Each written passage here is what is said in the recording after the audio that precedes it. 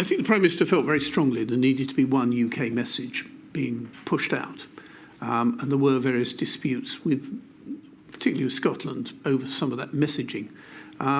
There was an issue that pretty much each step of the lockdown release required some change to rules or regulations in one form or another. And to try and get agreement amongst all the devolved authorities was very difficult.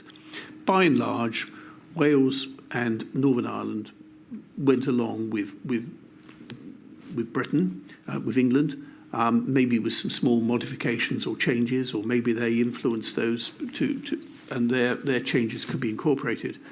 But with Scotland, it was always that whatever the announcement was, Scotland wanted to do it a day or two earlier than England, or a week later, or it never wanted to do it at the same time. And that created a great deal of distrust within the organisation and a lot of frustration. The starting point, perhaps, is that health was a devolved issue in each of the devolved nations. So they were entitled, more than entitled, they were under a duty to make their own decisions on health issues within the different nations. I mean, that must be right. That's right. And in each of them, there was a chief medical officer, and the chief medical officer for England, Chris Whitty, used to have regular meetings with his opposite numbers, the chief medical officers of those devolved administrations. That, I think, all worked pretty smoothly and pretty straightforwardly. It was the politics that was always the problem. And it seemed to us in Downing Street that it didn't matter what the decision was. Scotland would always want to do it slightly differently to England. Let me take you to the part of your witness statement that you where you draw attention to this point. Yes, thank you. It's Little Roman 4.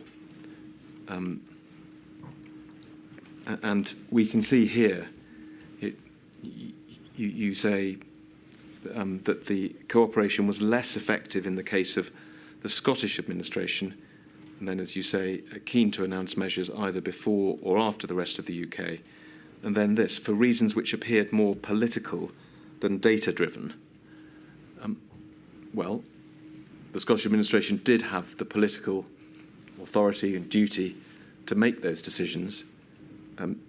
So what do you mean by political in that paragraph? I think there was a real desire by the Scottish government to always show that they were not doing the same as England and that they were running a different operation in Scotland and that they were, in their view, doing things better.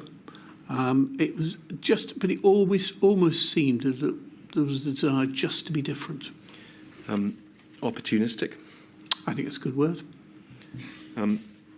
And it's implicit in everything that you've said that this was a source of frustration in Downing Street. It was a frustration. It was just, look, you're making a decision at a COBRA meeting or whatever to change a rule, and then you find out that the change has just been done in Scotland the day before or 3 days later. And then there were also arguments about some of the messaging that had to be put out. It just caused confusion.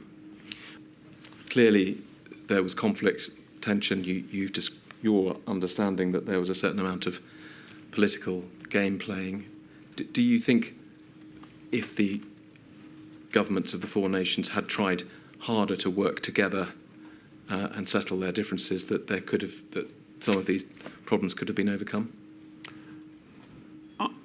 I've got to say, I think that actually the Prime Minister at the COBRA meetings and the meetings that Michael Gove had, everybody tried very hard to have coherent messages and to work together. It was just difficult with Scotland. It was, I mean, I don't remember any disputes, I mean, not major ones, with Wales or Northern Ireland, or disputes which weren't resolved relatively amicably.